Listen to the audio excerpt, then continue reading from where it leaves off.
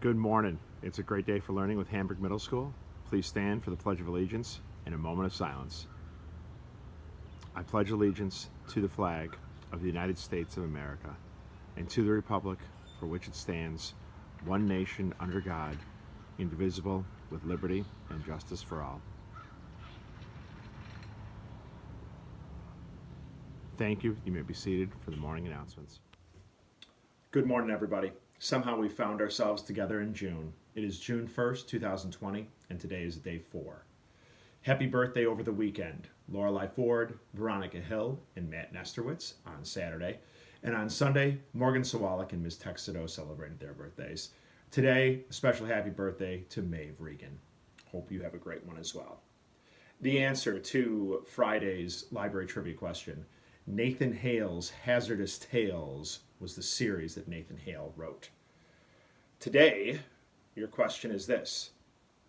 This author has generously offered to hold a virtual visit with us on Thursday, June 4th at 2 p.m. He has written many books, including Grenade, Allies, Project 1065, and one of our Battle of the Books titles, Refugee. What is his name? If you know the answer, email Mrs. Mulbert today. And if you're interested in participating in this author visit, again on June 4th, make sure you answer the one question from the email you received from Mrs. Mulbert on Wednesday. Tomorrow, everybody can expect to receive a letter about retrieval of student possessions from their lockers. That retrieval of possessions will take place during the week of June 8th. Return of district resources, like Chromebooks, will occur during the week of June 15th. Information for that will come later. Remember that students with district-owned musical instruments will keep them for the summer. If by chance your musical instrument is broken, please contact your lessons teacher to arrange for drop-off. We will celebrate our terrific kids with a video celebration on Friday, June 5th, and that will be for ELA. And our last Terrific Kids celebration for the year will be held a little bit later, and that will be for students who are taking art, facts, and technology. And now for something a little bit different to cover here on our announcements. If we were sharing our first Monday in June together at school, I would likely be talking a little bit about this tragedy and the events that have followed on the announcements. Though we're not in school, it makes sense to address the situation a bit here. It would be hard to ignore the events that we've seen in our country over the past week. The outcry was caused in this instance by the killing of a man named George Floyd in Minneapolis, Minnesota. I received an email from a student towards the end of last week that contained this image. I want to acknowledge an 8th grader of ours, Lauren, who upon learning of Mr. Floyd's death, urged me to acknowledge the injustice of it on the announcements or through social media. I paused. I hesitated, thinking that perhaps this wasn't the right venue to share, but she did get me to thinking. And what I thought about was what would prevent any of us from sharing disdain over the manner in which Mr. Floyd's life was ended.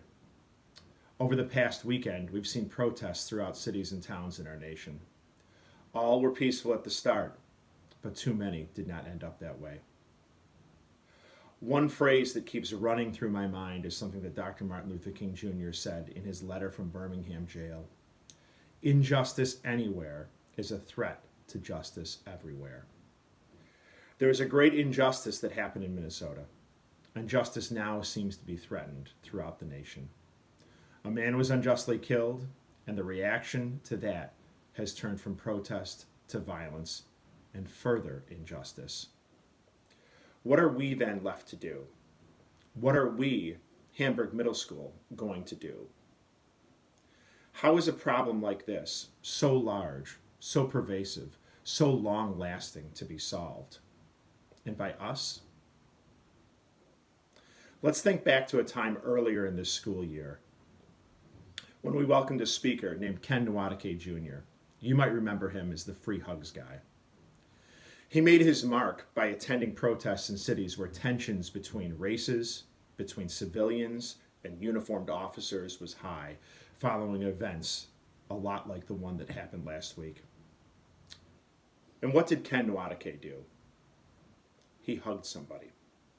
He crossed the perceived lines and offered a hug. A very simple token of affection that reminds us of our humanity and our community. And it changed the narrative. It changed the story.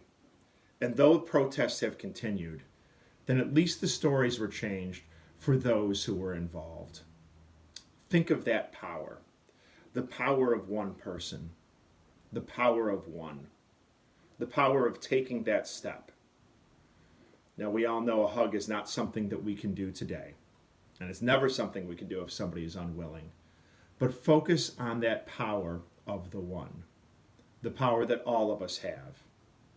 In all our interactions with all sorts of people. Can we treat people the way that they wish to be treated? Can we treat people with justice? Can we treat them with love? Can we use words to uplift instead of ones that inflame? Can we not use language of racism and division?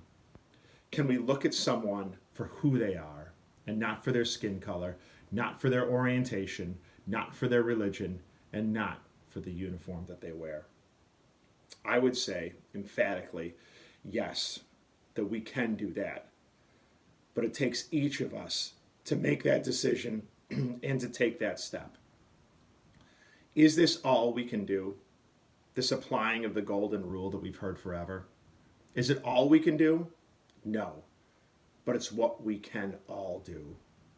We don't have to be Ken Nwadike with a national platform, but we can be inspired by him. We cannot necessarily change laws right now. We can't change the minds and hearts of everybody, but we can start with one. We cannot eliminate centuries of conflict, but we can try to perfect our relationships with others so that our connection to all of humanity grows stronger. We can know that the way we treat others impacts how they think and how they believe. We can treat each other with justice, with humanity, and with love. There's a movie that I used to show a portion of when I taught social studies. That was a little while ago, but the movie I showed was called Glory. And I showed a small excerpt of it. And Glory is the story of the 54th Massachusetts Regiment, which was the first African-American corps within, not a corps, but the first African-American regiment fighting alongside the Union. Within that story, the characters talk about their struggles, of who they're fighting for, of what they were fighting for. And one of the most important, I think, conversations or pieces of dialogue within that movie was a conversation that was held where one soldier says to the other that it's time for us to ante up and to kick in. The notion of anteing up and kicking in is the idea of getting in the game, as it were. I recalled hearing about anteing up when I was playing Michigan Rummy with my grandmother years ago. But anteing up is saying that you are going to be part of this situation. You're not going to ignore it. We, as a school, can ante up and kick in when it comes to treating people better, when it comes to perfecting our relationships, when it comes to taking the example from Ken Nwadike earlier in this year of being the one who's willing to cross a line, who's willing to offer a, not a real one, but offer a whatever the COVID-19 version of a hug might be. Reaching out to somebody who doesn't expect it with a sense of understanding and with a belief in our shared humanity. I hope that we as a nation can learn from some of the actions I've seen from Hamburg Middle School students this year.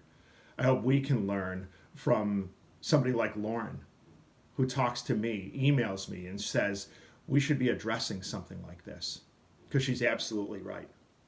We can all be part of this solution. It doesn't come from being divisive with one another, but it comes from understanding our shared connection. We're not going to close today with a joke or anything like that. We'll do that tomorrow. I hope everybody's doing okay. I hope all your family and friends are healthy. Hope you're chiseling away at schoolwork here and there too. Take care. We miss you. Know that you are loved. Know that you're cared for. Know that you have a tremendous power in terms of how other people are feeling. Please reach out to somebody today and share those thoughts too. And if you do that, you'll have certainly been an 11. Take care, everybody. Have a great day.